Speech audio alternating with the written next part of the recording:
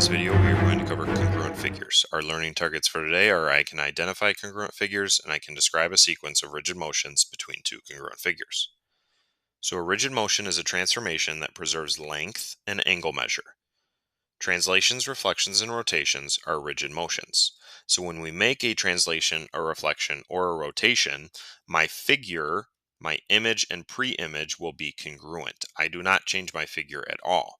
When we make a dilation, that's an example of a non-rigid motion.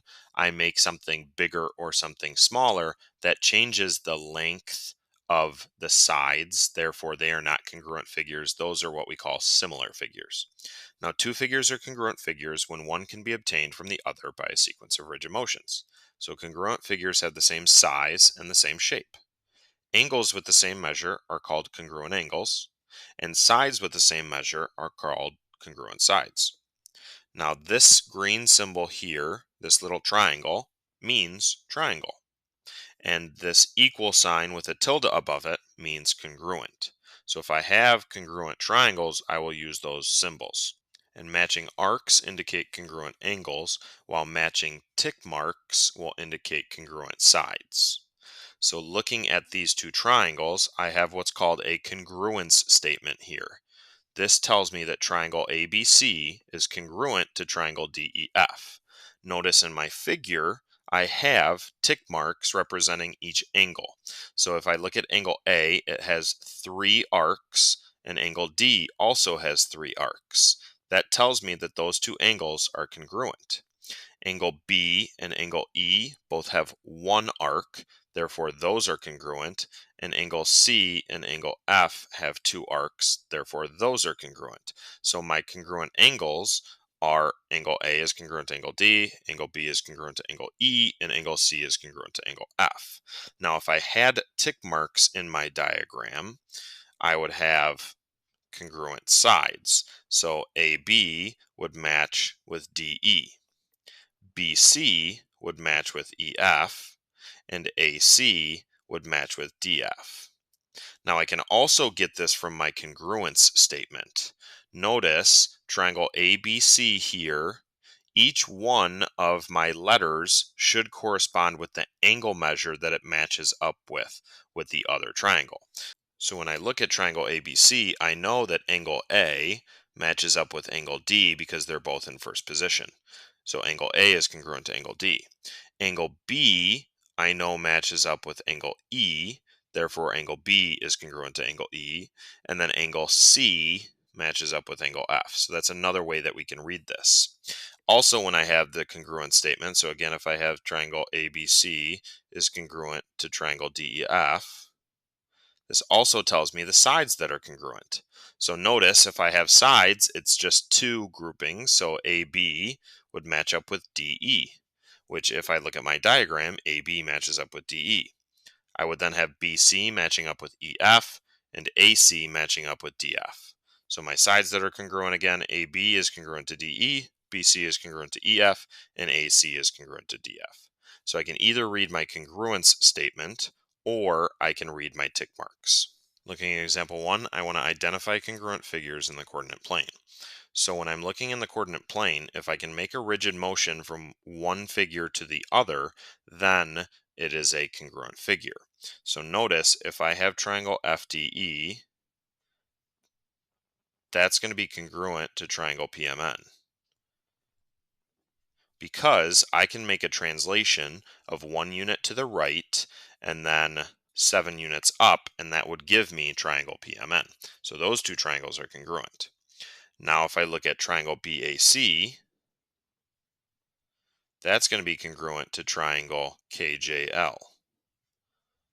Because again, if I look at triangle BAC, that's just a reflection over the x-axis. Those would be my two congruent figures in my coordinate plane. Now, if I have a triangle with the vertices 0, 4, 4, 4, and 4, 2, is triangle XYZ congruent to any of the triangles in example 1? So if we draw in this triangle, it would look like this. Now notice triangle XYZ would be congruent to triangle RQP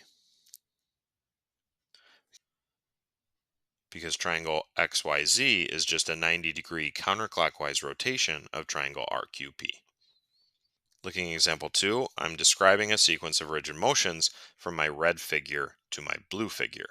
So my red figure is congruent to the blue figure. How can I go from my red figure to the blue figure? So I want to use either translations, rotations, or reflections, or a combination of both, or even all three.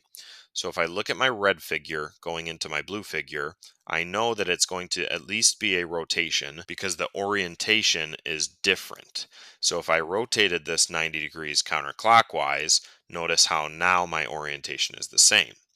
Then if I translated my red figure 4 units up, it would be in the same spot as the blue figure. So in order to go from the red figure to the blue figure, I'm going to make a rotation 90 degrees counterclockwise and then a translation 4 up. Now describing a different sequence of rigid motions between the figures, notice now if I went 90 degrees clockwise, I'm in the same orientation. However, then I would have to go 4 to the right and 1 up in order to be in the same positioning as my blue figure. So a different sequence would be rotation 90 degrees clockwise, then translation 4 right and 1 up. Now looking at corresponding angles and corresponding sides of congruent figures. So I have two congruent figures here. I want to identify the corresponding sides and the corresponding angles. So I want my either triangle BAC or triangle JKL to look exactly the same as the other triangle. If they're not in the same position, I can't identify which ones are the angles that are congruent and which ones that are the sides are congruent. So if I look at triangle JKL, if I rotate this to be the same positioning, now I can flip this. And notice now I have my angles that match up and my sides that match up. Once I do this, I can see that side AB would be the same as side JK, side BC is the same as KL, and side AC is the same as JL. And then angle A matches with angle J, angle B matches with angle K, and angle C matches with angle L. So it'd look like this. My last example, again, I have corresponding angles and corresponding sides, so I have two congruent figures. I want to figure out which angles and which sides match up. So again, I want either my left or right figure to look exactly the same as the other. So if I take my right figure, rotate it just a little bit, and then again, flip it,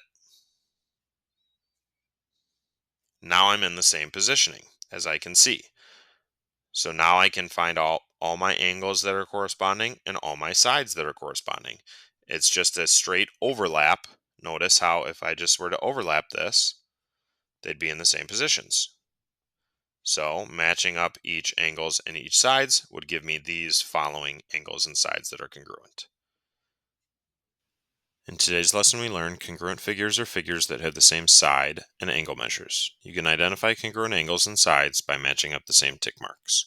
That's a wrap on today's video. We'll see you in the next one.